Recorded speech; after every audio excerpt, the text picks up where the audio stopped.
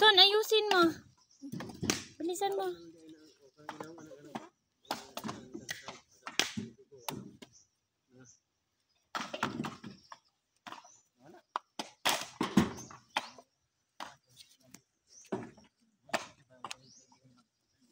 Sige, hagis yun doon. Dito, mga bata, kailangan magtrabaho bago kumain. Para masanay paglaki. Sige. Yan mo, sipag ni Milan, no? Oo nga. Oo, masipag ka naman talaga eh. Sige, nak. Tabi, nak. Kay may ihagis si Milan nga. Milan, isa-isa lang, Milan.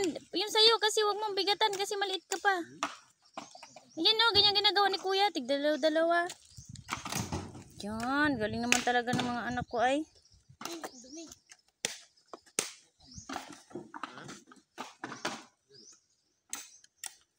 Sige, trabaho.